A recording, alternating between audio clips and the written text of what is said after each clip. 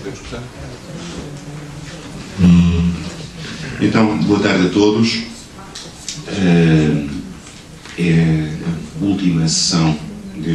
desta nossa conversa em torno da figura do Eduardo Prado Coelho, especificamente sobre uma das áreas que eram mais queridas, a área das expressões artísticas múltiplas, e temos para abordar um painel de intervenientes que eu acho que tem muitas coisas em comum com o Eduardo Prado Coelho, designadamente o facto de estarem enraizados numa disciplina artística fundamental, mas a olharem sempre a partir de um olhar interdisciplinar, de um olhar cultural no sentido mais amplo do termo, que afinal corresponde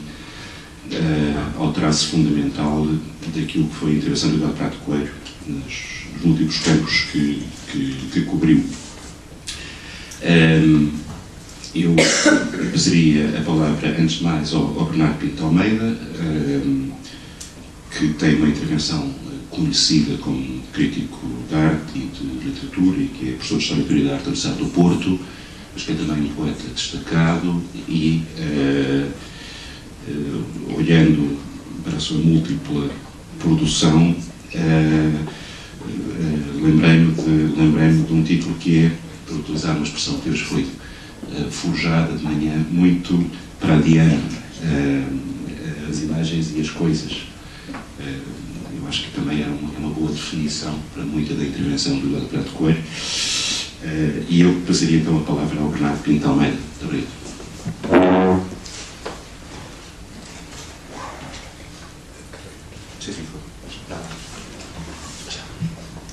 Muito boas tardes.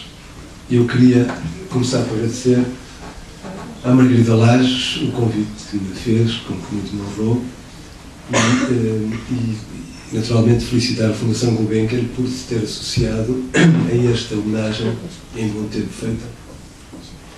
àquela que foi com certeza uma das figuras mais extraordinárias e mais reconhecíveis do pensamento em Portugal nos últimos 30 anos, e poderia mesmo dizer no segundo metade do século XX, sem qualquer dúvida de o afirmar. Convite que aceitei, como digo, com muito honrado e muito feliz de ter sido convidado, porque o Eduardo foi, além do mais, foi meu professor, sendo muito jovem, portanto, devo-lhe aquilo que normalmente se deve a um grande professor, que foi ter-me ajudado a pensar certas coisas que, de outro modo, provavelmente só teria começado a pensar muito mais tarde. Queria ainda, além de cumprimentar o público, cumprimentar os meus colegas na mesa, com alguns já sou repetente e fico contente de estar convosco. Tenho pena que o Zé Bagaça não esteja aqui ainda, nunca se sabe se ele aparece aí. Vamos esperar. Bom, o meu texto é uma homenagem ao Eduardo e toma a forma de um texto que eu sei que, se ele estivesse connosco, seria um texto que eu partilhava com ele, que discutiria com ele, que, enfim, daria alguma conversa entre nós. Chama-se A Voz da Rua. Se voz crítica houve em Portugal nas últimas 4 décadas, cujo cometimento permanente para com esses 4 índices que, para Baudelaire, definiam ao mesmo tempo o alvo de atingimento da arte moderna e a capacidade crítica de a entender, a época, a moda, a moral e a paixão, que se fez sentir de uma maneira continuada e independente entre excessos e rigor, essa foi a de Eduardo Prado Coelho. O lugar da sua palavra em arquipélago, na referência à Ponge, nascia diretamente da relação passional que entreteve durante toda a sua breve vida com a palavra e o gesto dos criadores, que leu, viu, ouviu, pensou, e nos quais procurou os conceitos que depois explorava num afloramento raro entre nós de um pensamento estético próprio, que constantemente revia para alargar as suas fronteiras, sempre generosas e atentas aos desvios do mundo e da cultura. Assim com Herberto Helder ou com Maria Gabriela Lansol, com Silvina Rodrigues Lopes ou com Nuno José, para citar apenas alguns. A sua generosidade em todos e em cada campo foi proverbial para com as obras e os seus criadores, e julgo, aliás, que essa dimensão de acolhimento, a capacidade reiterada de forjar uma palavra anfitriã que ia ao encontro das demais, sem procurar sobrepor-se ao que nelas ecoava, antes as entendia na sua diversidade e diferimento como geradoras de novas potências, ajudou a multiplicar, fazendo-a reverberar a própria dimensão crítica do seu pensamento até àquele estatuto que Barthes também desejou para si, de um projeto literário, cumprido depois, parcialmente, em livros de memórias ou diarísticos, de mais incerto recorte, que fizeram dele, além de um crítico e de um intelectual, um escritor. Mas essa capacidade que manteve sempre em perto, de um diálogo intenso com a literatura portuguesa, moderna e contemporânea, foi fecundada também pela reflexão a propósito de inúmeros autores da cena europeia e americana, de quem se foi aproximando com interesse e curiosidade, forjando os seus paradigmas críticos na relação com o pensamento estético ou filosófico de muitos autores, de Deleuze a Derrida, passando por De Man, Foucault, Blanchot e, inevitavelmente, por Roland Barthes, longamente seu mestre e seu exemplo, nessa troca que incessantemente procurou entre crítica e literatura. Na sua ausência, por um desaparecimento absurdamente precoce, o lugar dessa voz abriu um vazio que reforça esse deserto de ideias que ocupa hoje o lugar de uma cultura portuguesa contemporânea. Um lugar que ninguém preencheu com idêntico entusiasmo, rigor e paixão. Não tanto porque as estruturas atuais o não permitam, porque aquelas em que ele mesmo se afirmou tampouco estavam preparadas para o lugar que ele veio a ocupar, mas em grande medida porque nenhum outro, como ele, teve a capacidade de se afirmar nessa diferença ao juntar em si as qualidades necessárias para o fazer. Porque o Eduardo sabia passar da inquietação posta na valorização do significado político de um qualquer gesto indicial ao despertar de uma nova aventura poética, do prazer de uma viagem à discussão de uma teoria emergente. E esse esforço conceptual de se abrir incessantemente às palavras dos outros, forjando aí a sua própria, colocando-a, porém, de fora do que seria uma qualquer afirmação de vontade de poder, fosse ele universitário, preferindo sempre a potenciação de uma infinita curiosidade que jubilava na promessa de dissolução no puro prazer de pensar, deram ao seu projeto crítico um fulgor particular que nenhum outro antes soubera entre nós granjear e que creio que nenhum soube depois continuar. Herdeiro de uma tradição riquíssima, onde aprendeu a necessidade de conjugar capacidades enciclopédicas com a vontade de se aventurar pelos territórios da inovação criadora. Tradição funda que acompanhou todo o século XX em Portugal, tornando-o habitável para os criadores, que de Sérgio a Cortesão, de Pessoa a Régio e a Casais Monteiro, Jacinto Vaz pelo seu pai, a Vitorino Nemésio, ou de António José Saraiva a Oscar Lopes e Eduardo Lourenço, felizmente ainda entre nós, foi construindo um edifício crítico e ensaístico de que sempre se reivindicou, mesmo onde deles discordou. Eduardo Prado Coelho foi o último nome de uma dinastia, por agora suspensa, cujo ressurgimento todos esperamos, mesmo se tarde. Celebrá-lo agora, e num momento de particular crise cultural e de modelos, lembrar-nos-á porventura que se dispuséssemos ainda dessa reflexão, que quase diariamente vinha ao nosso encontro na imprensa, mas também nos colóquios, nas revistas, em livros, nos sentiríamos de certo mais capazes de enfrentar as vicissitudes de um real que tardamos em compreender, com os instrumentos que dispomos e face ao deserto crítico que cada vez mais nos ameaça. Gostaria que o texto que leio, em seguida, fosse sentido pelos que nos acompanham nestas jornadas, ainda como um diálogo com o pensamento crítico do Eduardo, com quem teria gostado de o partilhar. Como poderemos hoje conceber a crítica na sua dimensão ora cáustica, ora celebratória, de outras vezes saturnina, melancólica, agreste, mas construída sempre contra a obscuridade dissolvente, de quanto ignora as forças de criação, sem evocar os instrumentos constitutivos que são próprios da sua tradição. E esses mesmos instrumentos que uma aparentemente nova ideia de cultura, isto é, da relação dinâmica e comunicante entre todas as artes, com ressonâncias orwellianas de uma nova língua de fundo turvo e nihilista, hoje euforicamente propagada pelos mídia, procura interpretar como literário, substituindo-os pela simples reiteração de alegorias do mesmo, ou pela afirmação deslumbrada de um hedonismo vazio, que se reclama da afirmação débil da ignorância e da amnésia. Exemplos simples, o do artista inglês Damien Hirst, que expondo em Modern Tate Modern, declarava recentemente que a banda rock Stone Roses era mais importante para a cultura do século XX do que Picasso. Ou de um curador de museus de arte contemporânea, que se afirma contra o exercício da crítica de arte, que entende desnecessária, e aparece a escrever sobre um cozinheiro de nomeada nos guias do turismo gastronómico, Vicente Todoli. Para não citar exemplos da literatura do cinema atual, em que se celebram euforicamente as farsas de Tarantino e se esquece de Straub. Este é o contexto. Qual poderá, face a isto, ser hoje o espaço próprio da intervenção crítica? O seu modo, o seu lugar na ordem dos discursos? Que sentido faz falar ainda do que seria um ato crítico e esse impulso que tem longa história no Ocidente, construído a qual edifício nascido do próprio pensamento, numa tradição que vai do iluminismo ao modernismo, quando tudo parece indicar que vivemos mergulhados na opacidade espessa de uma era pós-crítica, formatada num ambiente difuso, gerado por uma pós-modernidade propriamente acrítica. E que sentido fará, então, a crítica, num tempo em que o seu espaço, longamente conquistado como espaço de reflexão, de afirmação e de resistência relativamente aos sucessivos assaltos do atualmente dominante império do kitsch, foi sendo progressivamente banido dos campos mediáticos e, mais concretamente, da imprensa, onde se afirmava, para ser substituído por discursos de legitimação arbitrária que excluem tudo quanto não cabe na dimensão exaltada de um advertising mais ou menos disfarçado.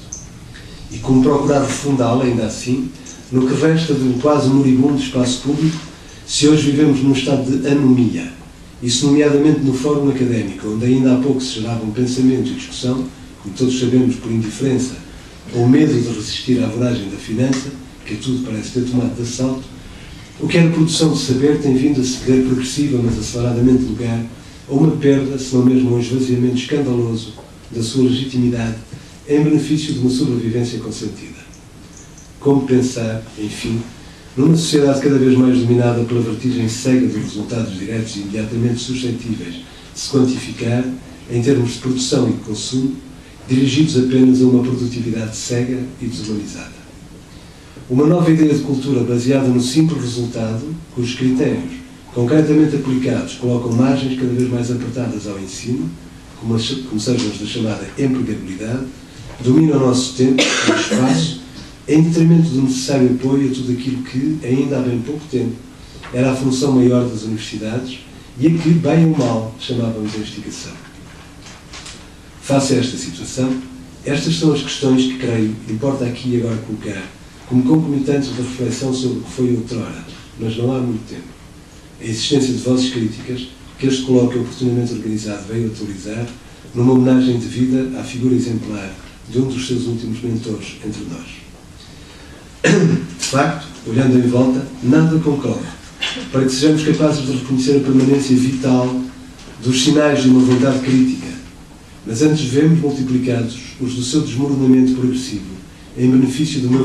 euforia propagada nos mídias em torno de coisas sem qualquer valor. Assim vai o tempo.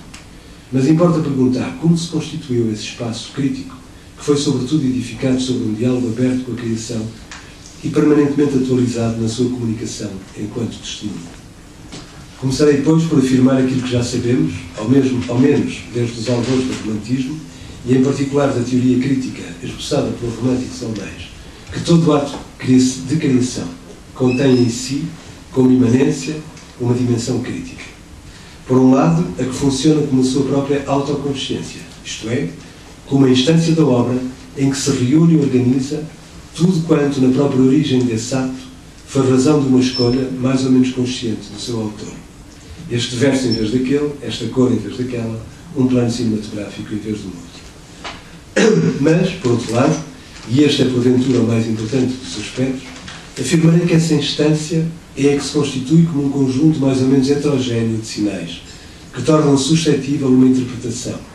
e, com ela, a transferência parcial, a tradução, para o campo da linguagem, de uma parte importante desse mesmo ato de criação. Já que nenhuma forma de arte, nem sequer a literatura, enquanto a expressão, é suscetível de ser integralmente vertida, leia-se transponível, no campo da linguagem.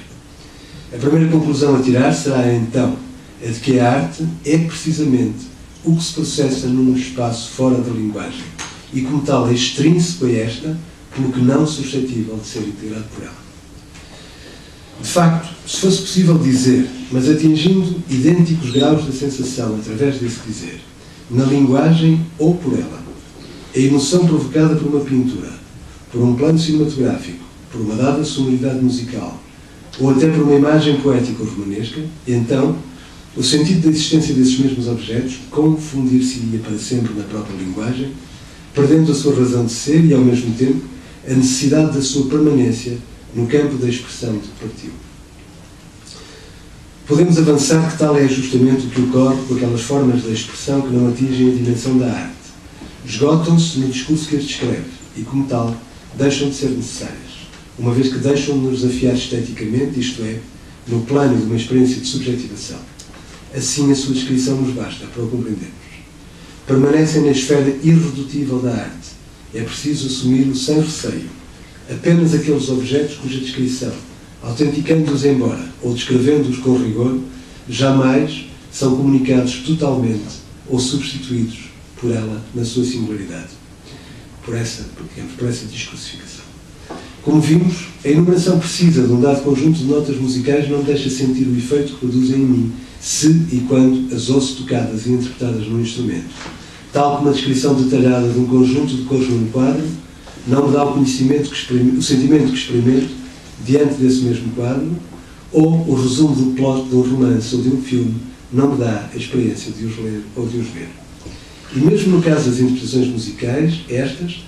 ao oferecerem-me vários modos de experimentar as sensações que se abrem à percepção do musical,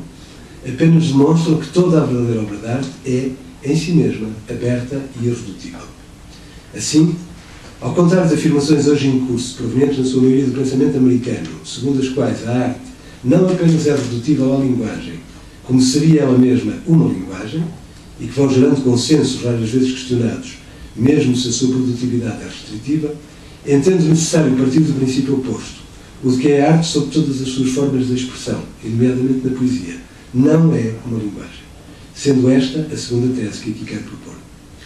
E não apenas não é uma linguagem, como é sempre, no plano da sua produção como da sua recepção,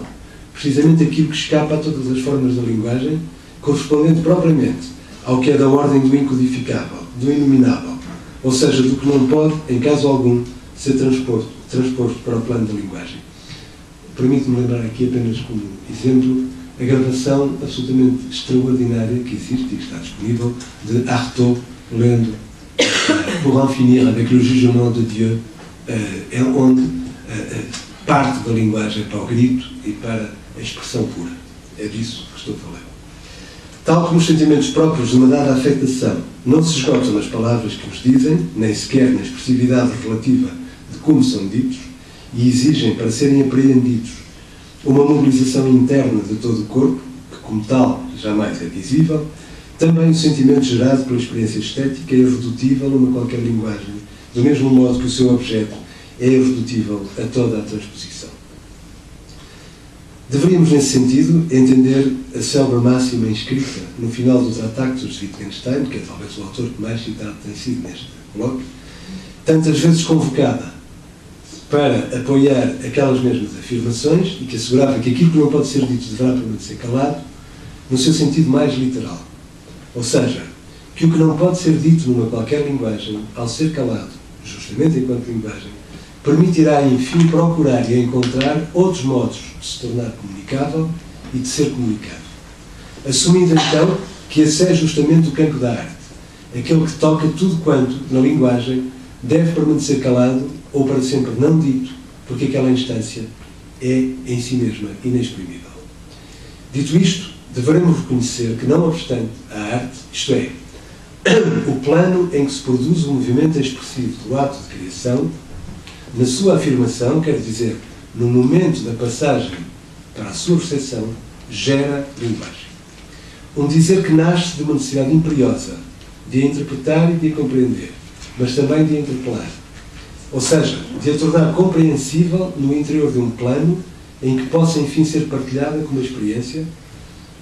e, como tal, posta em comum, mas sem que, todavia, se esgote nesse campo, forjado pelo sentido interpretativo, que em seu torno se organiza, mas que não a contém nem a pode jamais dizer, ou, muito menos, traduzir.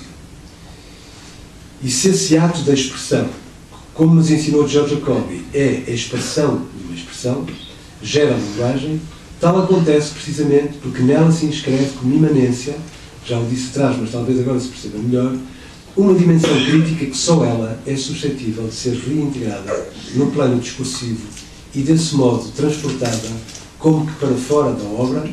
ao mesmo tempo como interpretação e como comunicação de quanto nela se produz, como objeto de partilha. Podemos então assumir que a crítica, isto é, o ato de decifração que se exerce como posterior à obra e cometido sempre desde fora dela, é o plano em que se gera o espaço exterior desta, desde onde é possível observá-la, seja como seu comentário, sua interpretação, reificação, ou até como sua negação, se for o caso, o que só pode ocorrer porque ela vai ao encontro dessa dimensão imanente à própria obra e a transporta para fora dela como um conjunto de sinais que, embora ainda lhe pertençam, tornam possível inscrevê-la num patamar de compreensão, integrando-a no regime mais geral dos processos de produção de sentido. Recordo que Merleau-Ponty dizia que pertencem à obra todos os comentários que são feitos sobre ela e posteriores a ela. Portanto, todos eles são inscritos no processo da própria obra. Ao mesmo tempo, o movimento que a crítica introduz do interior para o exterior das obras é também o que permite emitir sobre aquelas juízos de valor e conexões que as colocam em relação com as demais forças de criação, porque esses índices são referenciados ao mesmo tempo a uma coerência interna e externa dessas obras, tornando possível compará-las não apenas com outros objetos afins ou diferentes, como com outros conjuntos, sejam os da história da arte ou da literatura, o da ideologia ou de uma dada teoria estética, etc. A crítica configura-se, pois,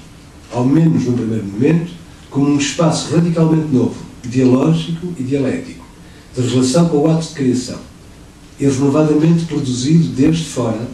desta, como introdução nessa relação de um espaço de exterioridade. O terceiro excluído, ou esse espaço de dehors, de que falaram Blanchot e depois Foucault, mas agenciando simultaneamente um movimento de retorno, que é o da interpretação ou da decifração. Um movimento que se produz a partir do que se reconhece como estando dentro da obra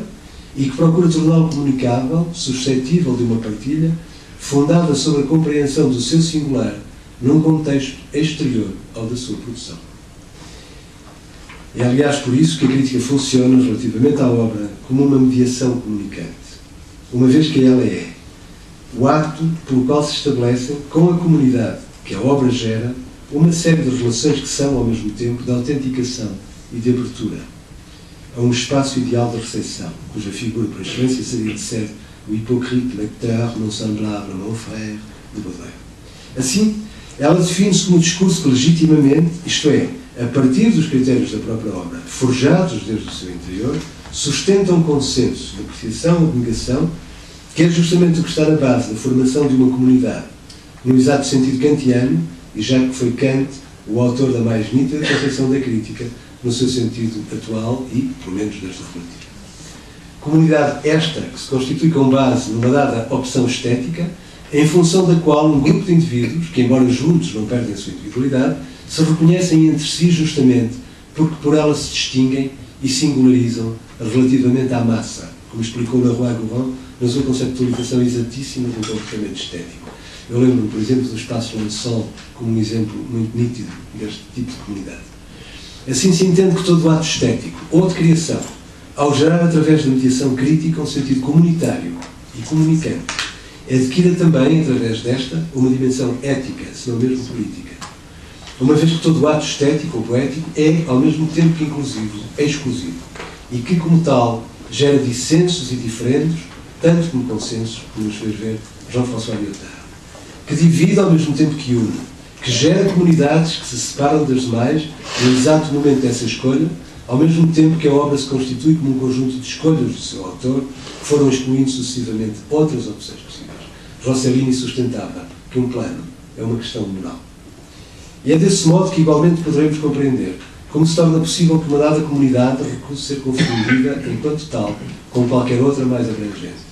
A comunidade dos espectadores de Manuel de Oliveira, por exemplo, ou a comunidade dos leitores de Eduardo Prado Coelho, que todavia se deleita com idênticos modos de expressão, o cinema de outros autores, ou o cinema em geral, e que sobre essa diferença a priorística se abra a um diferimento essencial, irredutível, que recusa qualquer mal-entendido ou confusão entre si e as demais. E que essa recusa seja ao mesmo tempo ato estético e político. Por isso é que o assim chamado público, essa categoria inefável, propositadamente indistinta, que outrora designava tão só um conjunto concreto e concretamente referido a isto ou aquilo, o público desta ou daquela peça, de uma ópera, de um teatro, e cuja generalização serviu apenas para disfarçar uma efetiva referência à massa que hoje o termo conota, é uma entidade abstrata e em si mesma irreconhecível. Precisamente porque não designa de facto nenhuma comunidade verdadeira, aquela que se teria formado a partir de si mesma e de uma determinada escolha. E corresponde, enquanto tal, a uma categoria falsa. Falsa, entende-se, em termos de designação do que seria uma comunidade, seja ela alargada,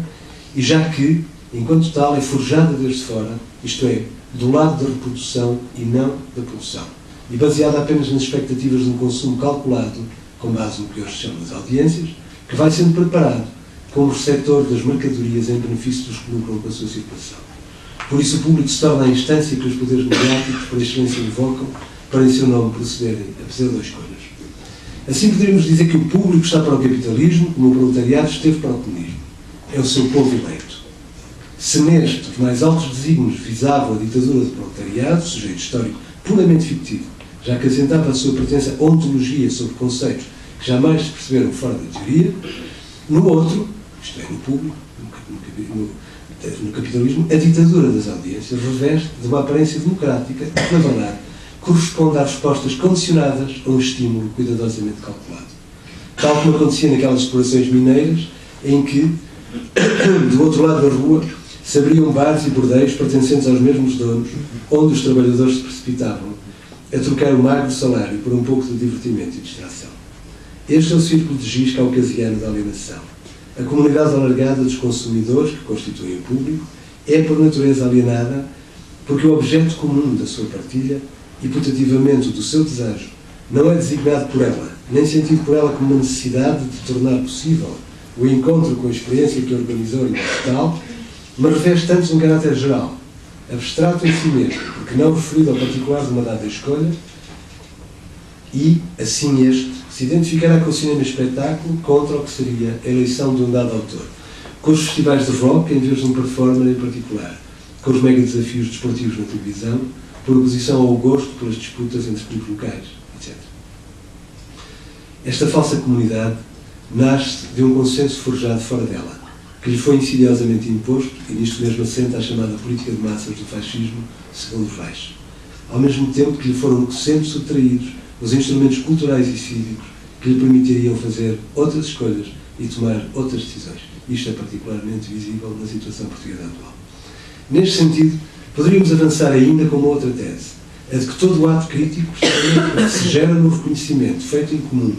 de certos sinais particulares presentes no objeto de criação, ou mais em geral, na partilha desejante por um dado objeto, a comunidade dos apreciadores de música antiga, por exemplo, inevitavelmente tende a separar a parte do todo e a restituir um sentido diferenciador e só depois reorganizado como comunitário àquilo que, de outro modo, tenderia para a dissolução na massa ou, pior, para o esquecimento no seio do indiferenciado e do caótico. Esta dimensão, poderíamos dizer, cosmogónica da crítica,